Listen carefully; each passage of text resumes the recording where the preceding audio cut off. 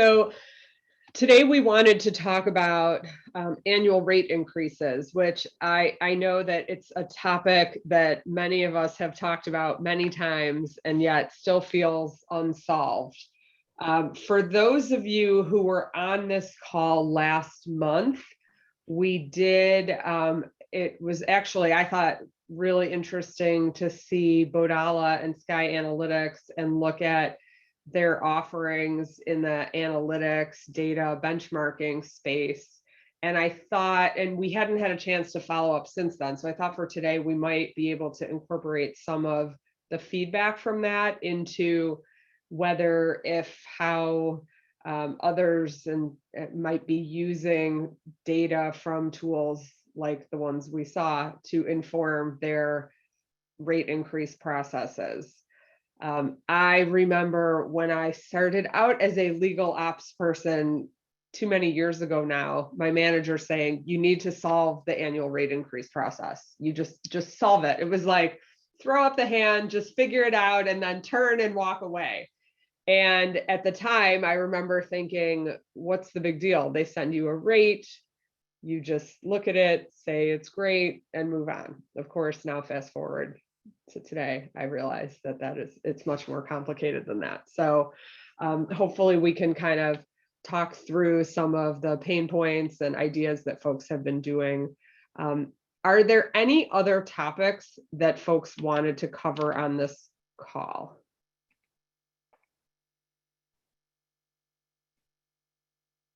I mean, I think it's really timely with the rate increases. I don't know about all of you, but I've been getting appeals to the inflationary environment that we're living in right now, as if it only exists on the law firm side and not for all of us as well. But I'm just not sure sometimes how to respond to that. And, without some of the quality data that tools like Bodala or Sky Analytics are providing, sometimes it's hard to know how to react to those. So definitely, to second what Nikki said, curious as to, if you're hearing about, if you're hearing from your firms at this point about rate increases, maybe you even held rates throughout the pandemic and you're coming out the other side of that as well. That's certainly another pressure. So, what's that environment look like and how are you dealing with that? Yeah, let's open that up to folks on the call. Well, this is Diana. And Nikki, I've been doing this probably longer than you, but that's okay. So I've handled it different ways depending on the company. So when I first started in all this, and the company I worked for at that time, we would literally send out a note in October, tell everybody if they expected rate increases for the following year, they had to be in by the Monday after Thanksgiving, and that they would get their answer by the end of January. And if they didn't comply, so on the Wednesday before Thanksgiving, I'd get a slew of emails saying, well, I can't make it Monday. Can it be by Friday or whatever? And of course we said yes. We would then have everything in front of us for all our firms, for all the that we're looking for to do it. And we always found it stayed about 25% of the firms that we were working with would ask for increases. Not necessarily always the same year after year, but it was always about 25% of the firms for the years that we tracked. That allowed us to use the tool the e-billing system we had at that time was kind of clunky, but we were able to drop things into Excel and then, kind of, plan and do the analysis of, okay, based on this year's workload, what would this impact be to us next year? How much money, what percent on an overall blended rate? We always looked at it from that perspective rather than a person by person situation. And then, can you say more about that? What do you mean by the overall blended rate for the whole firm? Yeah, for the whole firm. So what we would do is we look at everybody's time and the rates are weighted by the time that person does. So you may have somebody who gets a 10%, let's say, increase or whatever, they want a 10% increase. And their rate may be, let's say it's associate, it's on the lower end. That's not going to have a really big impact necessarily to the bottom line, whereas a partner's rate being it lifted 10%. But again, a partner's rate going up 10%, but they only spent 5 hours in the whole year may not have an impact to our bottom line blended rate. So we always looked at the weighted average rate of the firm. not necessarily by person. I mean, we look at by person, but what we're really measuring is that bottom line doesn't go up more than 3% a year. So Okay. we tell our firms up front, we don't allow more than 3% increase. We'd rather no increase. And back in 2008 and 2009, I sent the letter out in October saying we can't take any increases. We're sorry, folks. You can't submit anything. I think I had 5 requests that 1 year, and I think the other year I had 2 requests that I looked at separately. But most years we said, this is our cap. We give our employees 2.5%, 3%. That's all we're giving you. You decide. And once we got the data, then we would decide how sometimes we'd work with the attorney as to the work and stuff, and we'd give some recommendations. So we would say, okay, you know what? If we don't give any partners increases and we just did the associates because of their grades and moving up, that gets us to 3%. So we go back to the firm and say, hey, this is what we'll give you and whatever. We actually did have some years where we decreased the partner rates. So we went back to firms and said, sorry, you want associates, but your partners are already making this. You're already, what more added value are you really giving us year after year? And so you need to work with us to get to 3%. And the way to get to 3% is for you guys to all drop your rates by about, I think it was like 7 or 8%. And, if we do that across the board on the partners and we let the associates get their grades, we get our 3%. So that was 1 year we did something like that. So we would, firm by firm look at it, but at least we had all the firms in front of us at one time, and firms that did like work, we could actually have conversations. And some of our attorneys did have conversations with the firm saying, we got 5 firms doing this kind of work. You're the most expensive and you're not even the best ones. From a work quality, you guys are on the lowest end, so you're getting nothing. Whereas another firm, hey, you got something, whatever. So it allowed to have that conversation, but it was a lot of work. But at least we geared it and only kept it into that panel. So if somebody came in January and said, hey, we want a rate increase, we'd say, sorry, you got our letter. It said you had to do it by here. You didn't do it by here. You can come next year. And fortunately, at that time, I worked for a GC who was, very committed to this, and every attorney followed and sat, nobody would ever say yes to them because that was the rules. Here where I am now, we don't have that same structure per se, but we do get the rate increase, so we don't have, they didn't want me to send a letter out. So fine, I understand.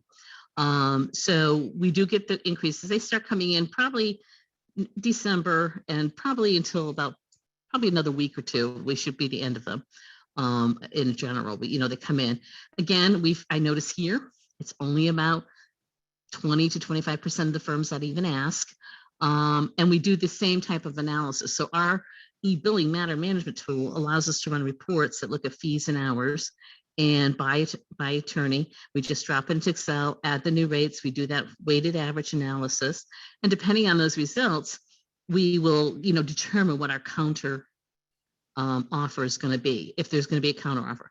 If it's under 3%, we usually say, well, okay, fine, let's just go. If it's, over, we just have one that we're doing today that we're looking to response. And it's basically, we're going to say, no, you don't get anything until June 1st. And then June 1st, it's 3%. So, that's going to be our counter offer. We haven't made it yet, but that's going to be our counter offer. I have found some firms will say yes, depending on how reasonable, unreasonable you are. They will say yes, but they usually come back with something counter. So I'm better than I started, I guess is how I always look at it. It's always worth countering something because you always end up better than you started. But again, here I do have that thing to say, we do have in our billing guidelines and in our engagement letters that it's only a 3% increase per year is ever allowed on a weighted average. And so we do a lot of those things here too, where partners may not get as much as other, the associates may get, we may increase associates, but partners don't get anything.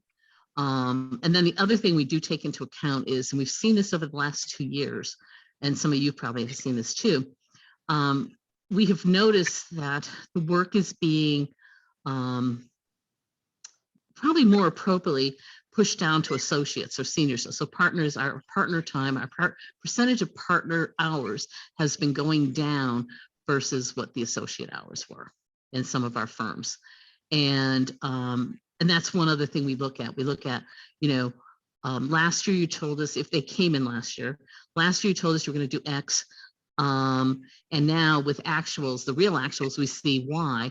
And we've actually seen that blended rate has actually gone down from year to year in some of our firms, because they've changed the way they do the work that they deliver to us. So that's something we give them credit for, and appreciate, and make sure we, give them that.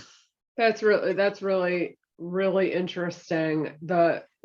You said many interesting things, one of which the blended rate's really interesting to me. I have found that doing that rate impact analysis, the rate increase impact analysis, is one of the few ways to get the in-house lawyers to pay attention, because everyone is so connected to their lawyers and they're so dedicated to them and they could not function without them. And it's not until you actually lay it out and say, if they did precisely the same volume of work next year that they did last year or this year, this is what the delta will be if you give them what they are asking for. And that is the sticker shock of that, I think, is sometimes necessary to get them to really pay attention, because they're moving so fast and they're so focused on other things. And they do feel this weird dependency on outside counsel that the inclination is just to say, give them what they want. And it's really hard to have that conversation in the abstract, which, I mean, I've done everything. Well, are you getting a 12% raise this year? And I've done that. I've done lots and lots of different dialogues, but the one I do find to be effective is to really show them the very tactical, you sum up all the people they've worked with, all the matters, all the hours. And when you do that different, and when you show them what that delta is, they say, okay, I know my budget's flat. How am I going to make that work? So I have found that to be very effective. I've never done it at that blended rate kind of level. So that's really interesting. Do others have comments on that before I ask Diana another question? I just thought it was interesting too that I've always been of the opinion that like kind of don't poke the bear, like don't send that letter, but it seems like you've tried it both ways and it doesn't really matter that you got about 25% either way. I think the fear is always, well, if I ask the question, then everyone's going to ask for a raise, right? But it was interesting to me that you didn't find that to be the case. Now, so remember, I'm going to put a disclaimer on all of this before we go much further. I have never worked with 100% claim types of legal costs. These are always corporate, M&A, governance, business, and strategies like that. So it's a little different, but I think what, again, we have, I've never, like I said, it seems to be letter, no letter, you get about the same percentage of people asking. You'll get people like I consider here a lot of firms that will set rates for 2 or 3 years. So, we have, a couple of firms, as actually one of the firm I was telling you about, they're going to set the rates for the next 2 years. And so, there's a different way of looking at that. So we do have some people who will do that too. So you won't get them back another year. So that comes into that 25%. But, I think it depends on the size of the firms that you work with. We have a lot of local counsel and more local types of things, and they're less apt to ask for increase year after year. So I just wanted to put that disclaimer. From my perspective, we have in our guidelines the structure of how and when to ask for increases. I don't go out and, frankly, I probably should, but I don't go out at the year end and solicit. I tell our attorneys and I say, if folks ask you, here's the process as a reminder, refer them to the guidelines, et cetera. But I don't send a letter. We don't go out and ask. And is that a little bit gamey and not effective at all? Probably yes, but that's how I've been doing it. I saw a few other people maybe come off mute briefly. Does anyone else want to describe sort of their process or what they have going on? Hey, it's Kelly Gordon from VF. I don't want to describe our process because we don't have one. We are literally just forming our legal ops function, which is why most of you have never seen me on these calls. And we do not have a rate increase process. We just cleaned up 1,800 requests because they had just been sitting there because nobody was dealing with them. And so now I'm trying to put in our process going forward. So I'm hearing you say things that are music to my ears. We're nowhere near there. Like it's in our billing guidelines and people know. And so we do need to send out an initial communication that says, here's the process. And then I agree with you, Nikki. After that, I'm not sending out a letter every year. Here's our billing guidelines. My question is, does anyone know of or have a process or a sample letter or something they use to kind of kick this off? Or even if it's not something you use for that purpose, how do we get started? I think what I've taken from you is I am going to send a communication. I think it's only fair to the firms. Plus, you just told me that it doesn't make that big of a difference. But starting off, where'd you guys start? I guess that would help me a lot. I know our billing guidelines are based on a document that Clock had put together a few years ago. I think it was sort of a collaboration between a lot of different corporations to come up with some standard best practice billing guidelines, and some of the language in there is around sort of the rate increase process that Nikki was describing. So I'm not sure if that's still available and out there, but if it is, that might be a good starting point. I don't know, Nikki, what do you think? And I'm willing to share our guidelines. I'm also happy to share. I think I have some other templates.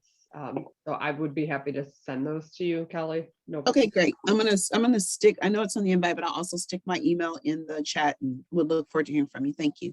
Okay, sure. Yeah. And I know also, I think the vendors in the space are very willing to share sample guidelines also. Every so often I get a solicitation email and they say, click here if you want a link to our template guidelines. So I think people have kind of opened the kimono on that in the last few years. Yeah, I think generally people want it by the end of the year. I think the firms have been a little all over the place with their timing, and I think they're a little afraid to ask, which is different.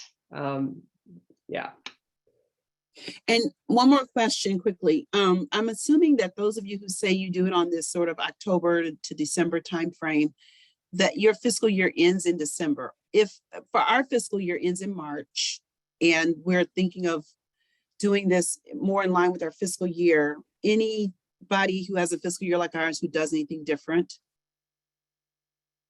You still do December, or do you do more after the new year? So my quick answer is you do you. The firms do have some different fiscal years, like some of the biggies, some of the big, Swiss vereins have fiscal years that end in the summer. So I would say you do what works for you. You're the client. And any other comments on that? I'd agree with you, Nikki. That's exactly what I was going to say. You're the client.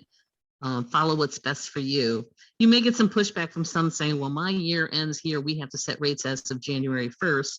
And then you can adapt accordingly and decide what you want to do, but go by but what's best for you. Okay, got it. Thank you. Yeah, I mean, obviously the important part is just to decide, to Diana's point, really, what percentage are you comfortable with, and make sure you build that in during your budget process, wherever that falls, right? And then you can deal with the firms outside of that whenever you want, as long as you have the money set aside.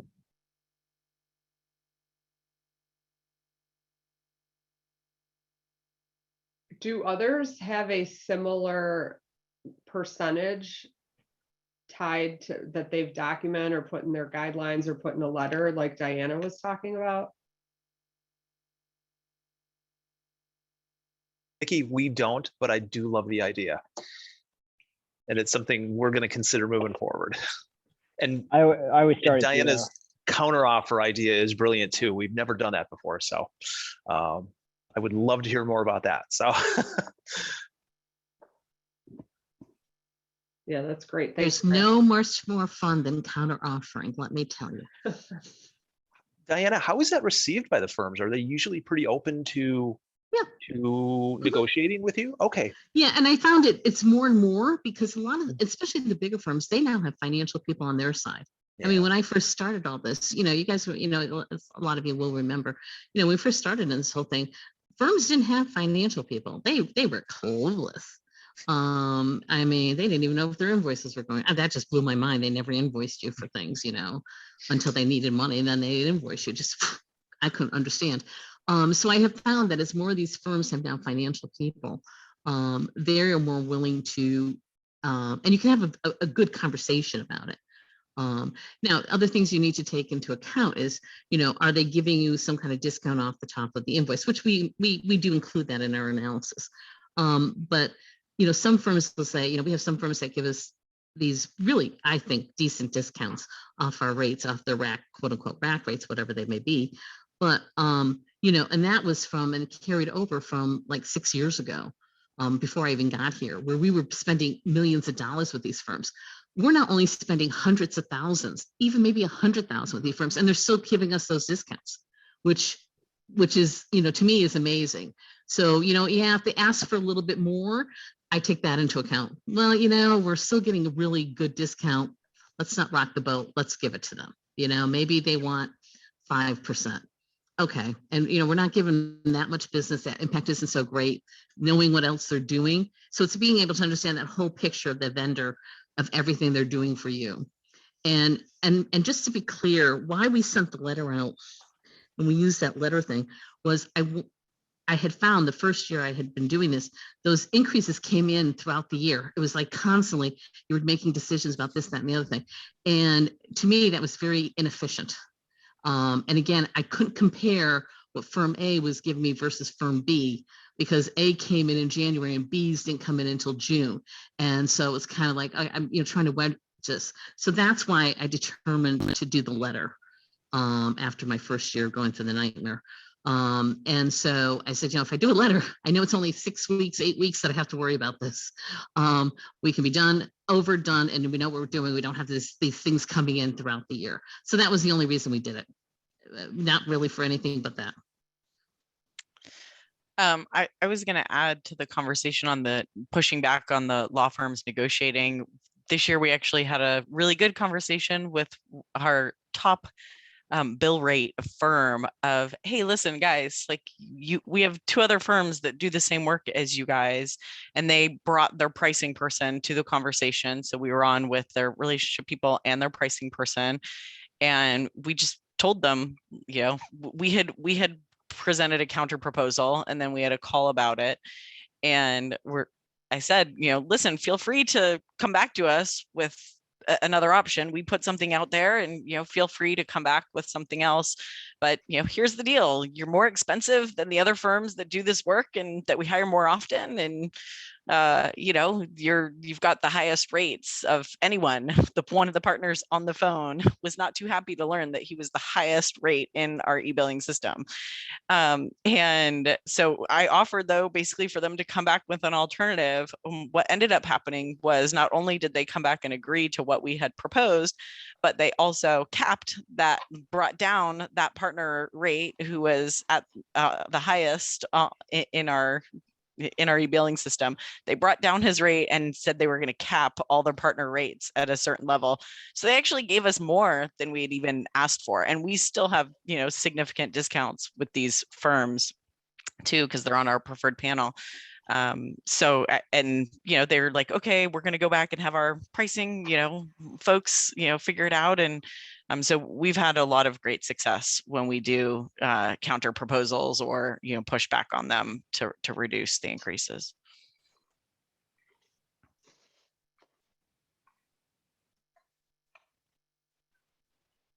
Diana, you mentioned that some of your firms are putting in 2-3-year rates. Are any of you holding or freezing rates at this time, or with new rates that you're allowing? Nikki, we do with our preferred firms. So we lock in the rates for 2 years until the next version of the preferred or the panel comes along. So we make exceptions for associate increases, but for the most part, everything else is locked down for 2 years. We're the same way for our preferred panel. Yeah. Okay. And then in 2 years, do they try to get you 2 years worth of increases? Sometimes. Yep. They try, but usually we can try to, we try to minimize that as much as we can. Okay, okay, because that's my concern. I like, frankly, for administrative reasons, I like the idea of keeping rates frozen for 2 or even 3 years, but then I'm always worried that on the back end of that, they're going to be looking for bigger increases and crying that, oh, we've been holding these and A, B, and C. Now we're looking for this bigger jump, and then you're just sort of you're paying for it anyway, you're just delaying that. My experience is in general, you end up somewhere in between. So like, let's say you usually allow 3% a year, so that opens 6% over 2 years. You might pay in the 4 to 5% range over those 2 years, because they will try to get a bigger chunk, but you could kind of push back and not give the full 6, let's say, slightly better. But you will end up, I think, at the end of that 2-year period, paying a bigger increase at once, unless that you otherwise would have in those 1-year increments. Do people actually find it or have success putting in the percentage in the billing guidelines and holding firms to that? Or it sounds like there's still a negotiation piece to it. Okay. Because we definitely don't have success with that. Yeah, Nor do we had- oh, sorry. I was just gonna say, on our engagement letter, we say for the life of this matter, your rate needs to stay consistent, but we can't even hold firms to that. And also that would be too many rates going on all the time. We actually just removed in our 2022 guidelines, we actually just removed the 3% cap because it just, we do have some firms that were keeping to it and it was great, but it just was creating difficulties. So we changed the language a little bit and removed that specific percent cap. Okay. And on the reminders, at Pentair, I turned on the rate sheets last year. And I think that I think that firms get reminders, or at least billing people get reminders to put in the submit rate sheet. So that is an automated reminder that I don't actually want to submit, but it does, or send out, but it does send it. So I think if you don't want reminders, you might want to turn that off, I guess. That's a great point. I hadn't thought about that.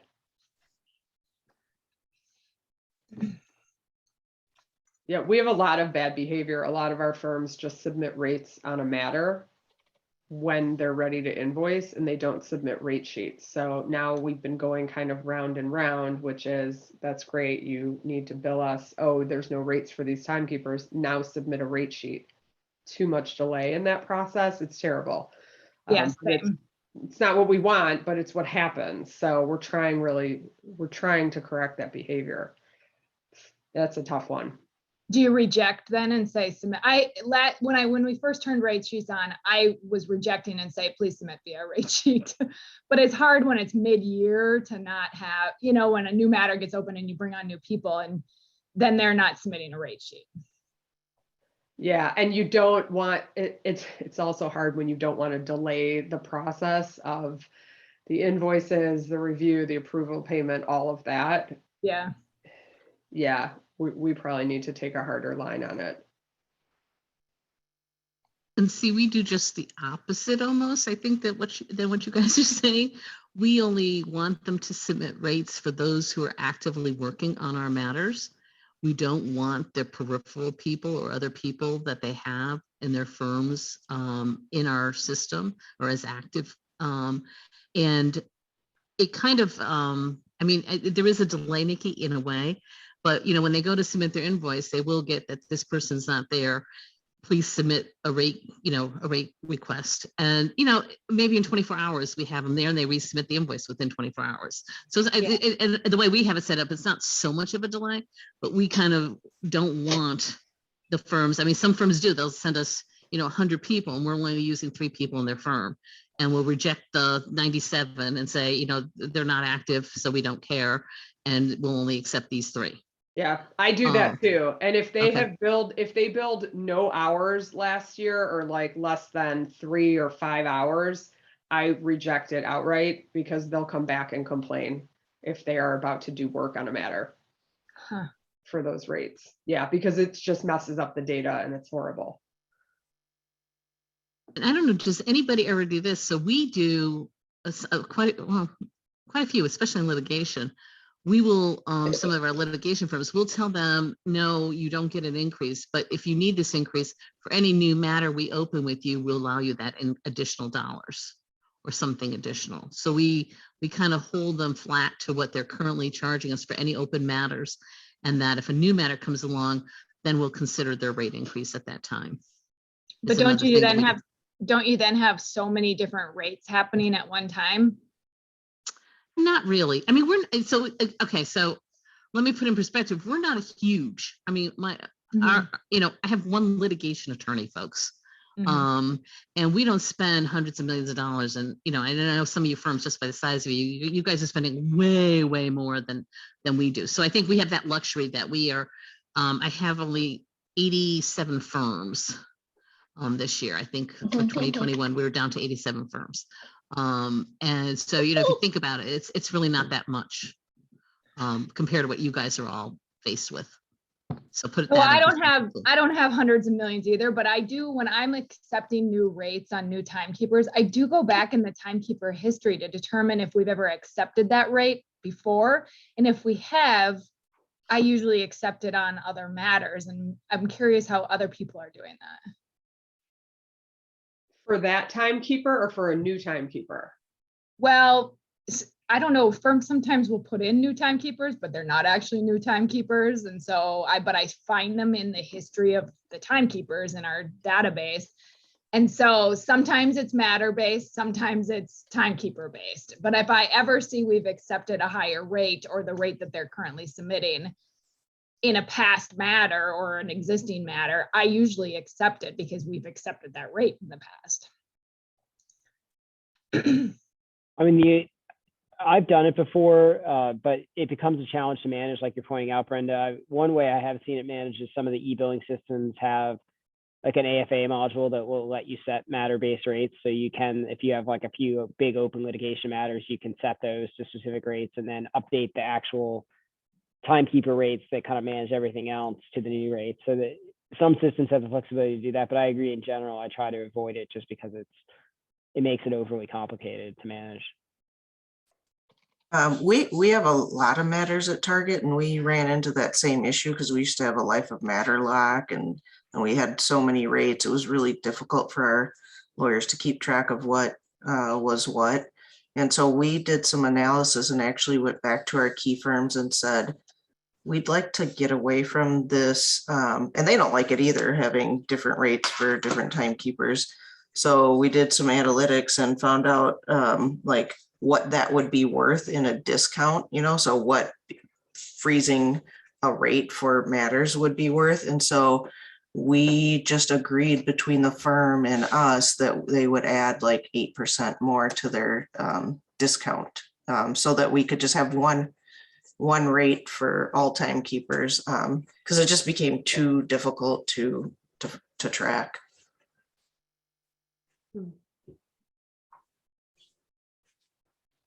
That's what I was going to ask. Does anybody else use, like Paula does, or Sheila does? Sorry, Sheila, what you were talking. Like a blended rate. So we do have some of the firms where we have blended rates. So, second year through fourth year associates, it's all this. And anybody who's, whatever, now I can't even think, fifth to sixth years. And, there's junior, senior part. We have like six, maybe 5 or 6 categories. And everybody who is ranked in that category, they all get the same rate. There's no particular rate for Sally versus Joe or whatever, in essence. So that's what we have found with some of the firms. And, that's allowed us to, it makes it a lot easier. Again, so when they want to add somebody, hey, they're a junior associate, you already know they're at $250 an hour, and so you don't have to worry about negotiating or anything like that. But I was wondering if anybody else does that. So we don't do that. And the rationale is that this is not necessarily my rationale, but the team's rationale is that it incentivizes the firms to use more junior, less experienced attorneys. Whether that is true or not, I really don't know and kind of doubt, but that's just the mentality that we have here. So we really have not historically done blended rates. others? We have it on a one matter that we're doing, and actually it just came up because they were working on the matter for a year and still going on. And they gave us a very competitive blended rate, all like partner and just one blended rate. So it wasn't by like associate or partner, it was just one. And they came back and wanted to raise a blended rate by like $200 or something. So that kicked off a bunch of analysis that we had to do. And then we had to compare it to a firm that was tier one like this, because it's a pretty expensive firm. And they gave us a really competitive blended rate in the first year. But then when they came back, they tried to raise it so much that it was no longer a good deal for us. And so that's the thing with blended rates. You really have to pay close attention and do a bunch of analytics to see if it, was worth it for you. Yeah, that's a great point. And I agree with that. Usually when the companies that we do have the blended rates, they give us their rates by attorney, and we are able to do that kind of measurement that you said, Nikki, about, are they just giving us all junior, more cheaper people and whatever? And we haven't found that to really be an issue. The quality, the levels of associates versus the levels, they kind of average out to that blended rate, It's not like they're just choosing all the people that they would charge you cheap for to put in there so they can make their numbers. But you're right, you have to do the analysis to know that if it's still good or not. We do that before we agree to the next year or whatever. Thank you. Yeah. So I'm going to pivot the call a little bit, if that's okay. Don and I talked about this, and there's another topic that I actually wanted to talk to this group about, because it feels like it would be kind of weird to not bring it up. And given that this is the external resources management group, and we all are responsible in some way for managing external counsel, and I think we have a lot of global folks on the call, I'm curious if, and this is relating to the war, and I'm very curious if any of you have had any conversations, taken any action, worked with your external law firms who may have offices in Russia, maybe working in Russia. We've been doing a lot on our end, just sort of running down, are we now working with anybody in any sanctioned area? I'm sure all your companies are too, but very specific to outside counsel. My GC has been communicating with our top law firms who do have offices in Russia. And it feels like, at least so far, no one has really done anything or said anything. And I'm just curious, and I apologize if folks are like, oh my God, this is supposed to be about rate increases, I don't want to talk about this. But I would really love to get thoughts or opinions or just any sense of direction if anybody has been dealing with any of this at that level.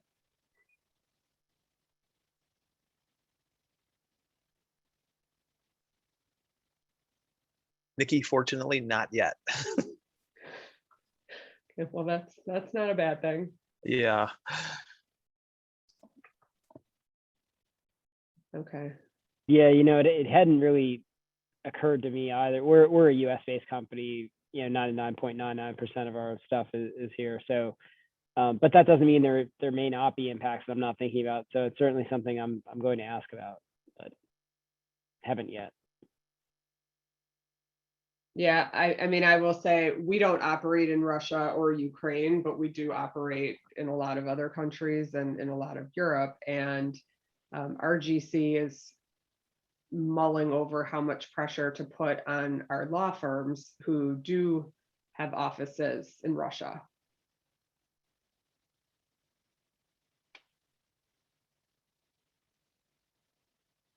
It's a complicated situation, and I don't think the law firms want to be in I don't think anybody wants to be in the situation, but I was curious because, of course, from my perspective, it's a very complicated, emerging, moving target, and I haven't really thought through how to handle any of it. So it sounds like I may be the only one on the call who's dealing with it, but if anybody wants to ping me offline and talk through it a little bit, I would be very, very happy to entertain that. Hey, Nikki, Yeah. I wanted to say, so I work for an insurance company, and kind of the impact on what's going on and the sanctions is very complex. And there are a number of people in our organization who are trying to figure out kind of like the first level, right? Making sure that we are not violating any of the sanctions in our normal business operations. How are we considering writing new business? All of that kind of thing. And I think that next piece of it, and really understanding how our suppliers, including including law firms, might be operating in those spaces, I think that will come after we kind of address the immediate needs. So it hasn't come to me yet. I have a feeling that's like the next part of the conversation that's coming. Okay. Okay. Thank you, Andrea. That's good to know. That's good to know. So I may be jumping the gun a little bit, but yeah. Okay. All right. I will pivot us away from this. Can we talk a little bit, for those of us who were on the call last week, any reactions about Sky and Bodala? Have any of you used them? I know some of you have, obviously. Any thoughts on, and we didn't get to really follow up or debrief from that, but any follow up from those tools? I don't use either one of them. I'm very, very interested in an analytics tool. I just got an email about the Vallejo rate report again. I didn't even know that they were still doing that. But as we're thinking about rates, and I mean, that's a biggie, and it does tie really into the rate increase discussion. What did people think of Bodala, Sky? Comments on that? I hadn't seen or heard from the Bodala people before. I was pretty impressed, actually. I think I am going to have a conversation with them. Sky looked a little more dated than I'd remembered, just interface wise. I mean, I think they both had similar value propositions, but it maybe looked like Bodala was just a little more modern, maybe. But I think the ability to benchmark on a number of factors is something that's pretty attractive to me. And obviously, at least on the Bodala side, they were claiming some pretty substantial savings from clients that have used that rate benchmarking and use that as a point of leverage with their firm. So I think oftentimes we're managing to arbitrary budgets and rates. A lot of us have been in this industry a long time, so we have a feel for maybe what a good rate is or isn't. But sometimes you're in your own little bubble, and the numbers look good because they look like numbers you've seen before, right? Or what you did last year. And to have that broader picture of the market, it's pretty intriguing. I don't know. I could see the value there. And I don't use either one either, obviously. So as I'd mentioned, when they did their presentation, I've known about Valhalla since their inception, because the GC I first worked for, he was part of the co-founders of that company, and producing what they were doing. So one of the things I caution people about is the benchmarking, and really making sure the benchmarking is really compatible. There's a lot of tools out there that say, oh, we benchmark, we get this data, that data. And depending on your circumstance, it may be right or wrong. It may be really something you can use as a comparison. I think you want to look at how much data do they really have, because the more data they have, the better chance that the benchmarking is more accurate to what you're looking for. Because I've seen some other people who've touted, oh, we go to this source, and we get this information. It's like, well, that's too broad. One of the things I do like about these tools, that they are more specific. You can get down to the region, you get down to the type of work, you can get down to the the type of the level of associate, you can get down to those kinds of things, which then does give you some value. And one thing that they don't, and so I caution people on this too, is they don't give you that spend. They give you, it's purely rate driven, in the sense that I saw Nikki's face, like, what is she saying? I'm sorry, it just cracked me up. If I'm only spending 100,000 with you, I can't expect you to give me 25, 30% discounts. If I'm spending $5 million with you, well, you sure as heck better be giving me really good discounts, and I'd be better be getting lower rates than the guy who's only spending 100. So again, when I'm looking at that comparison, am I being compared to big, the other firms that they have data from these big, large companies who, of course, just by the sheer number of dollars they spend, get better rates than, somebody who is a little guy like me. I'm not saying we're super little, but we're smaller. We're smaller fish in the pond. So that's one thing, that these numbers are to. I always caution people to. They're a guide. You can't. You can't just go to the bank with them all the time. And even when you look good, I mean, we've had people who've offered to do things, and we come out looking great. And it's like, well, yeah, because I know why. It's because you just didn't measure us to the right things. We're using that firm for all litigation. Well, you've given us the firm stuff, which includes M&A or something. Of course, the average rate's going to be higher than what I'm coming up with. So we're not really as good as you may think because we just aren't being compared properly. But I do agree with you. We don't have a tool. I would love to have a tool because I do this all by hand, or not by hand, but using Excel. And it would be nice to just press a button and get the answers instead of me having to do all the blended rates and making sure, taking out the erroneous data and cleaning up and doing that. Because, there's a lot of work to doing that. We only do it once a year. Because I just can't afford to do it, but it would be nice to be able to, get something during the year. And, it does allow you get to me, some of these tools, what they allow you is that brain power to, other people have thought about other ways of looking at the data. They now can keep track of, what percentage of time is partners versus associates. They can keep track of, how from year to year, how's that percentage change? Used to be we were using our partners. Now we notice the work is shifting here. I had one firm this year with the conversation was, we're asking for increases, but that person we're asking that increase for, we've decided that this junior person can do that same work and they started doing it. They're doing it really well. We're moving it to her instead of to this more senior person. So hence, even though the rates went up, the work is being shifted to a lower per hour person. So hence their blended rate is really staying flat type of thing. And so that's, kind of, these systems do all that for you, all that thinking and all that crunching of numbers for you, which, if you're going to do that kind of thing, it's something to look at. And then the one other thing, and I maybe it doesn't relate to this, but I always make sure rates aren't everything. And I presume you all know that. The lowest rate isn't necessarily the best way to go. It's the cost. You want to look at what is it going to cost you. So where I was before, when we did panels, when we introduced panels, one of the things we always did as part of the analysis between firms was, how are you going to staff this kind of matter? Because I can have somebody who has really high rates, but the way they staff it ends up costing me less than somebody who is giving me lower rates. Or the other thing is, to remember, is if I got somebody who's the incumbent, and they can answer my call in 15 minutes or a half hour, and so they're charging me $500 an hour, and I've got somebody who's new, who I'm going to have to spend hours with, and it's going to cost, it's going to be 5, 6, 7, 10 hours at a rate that's 400.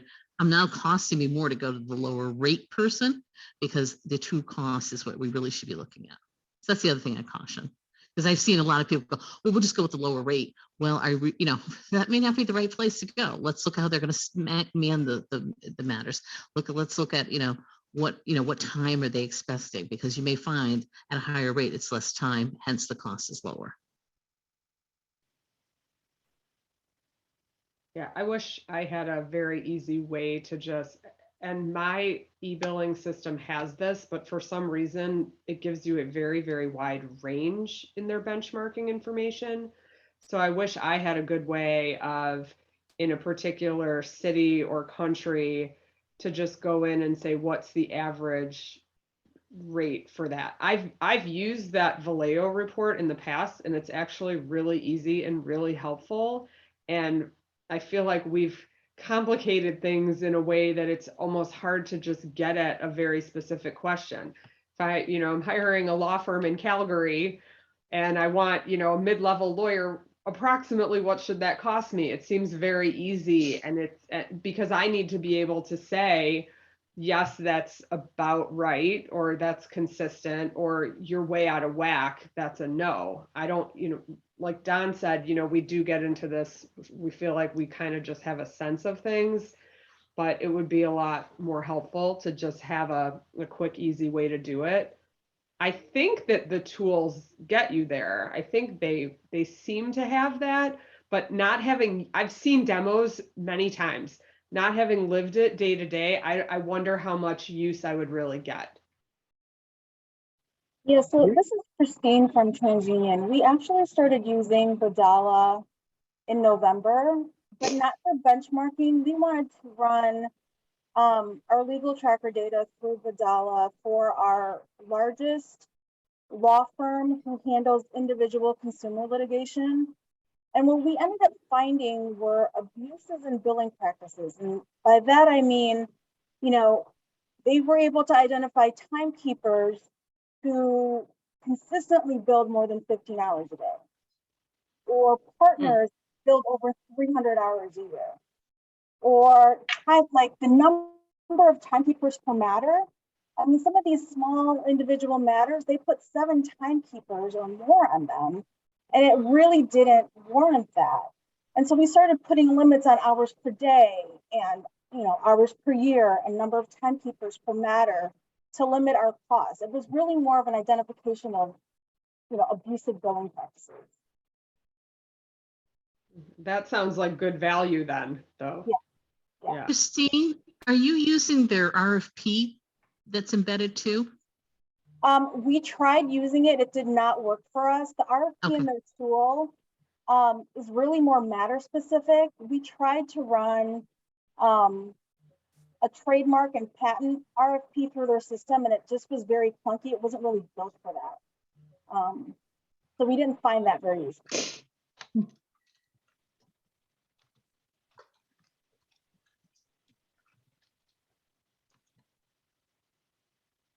That's really interesting. I think, Nikki, you bring up a good point. Like, if you can't afford one of these tools right now, or it's just not in the cards IT wise, I've gotten good value out of Wolters Kluwer runs a similar report called the Real Rate Report that I've used in the past, and it gives you kind of percentiles, right? And it'll show you by types of work, by location, that sort of thing, around what people are paying. And it's not perfect. Obviously, Diana brought up a lot of good things to think about when you're looking at those numbers, but it gets you in the ballpark, so at least you're not too far afield.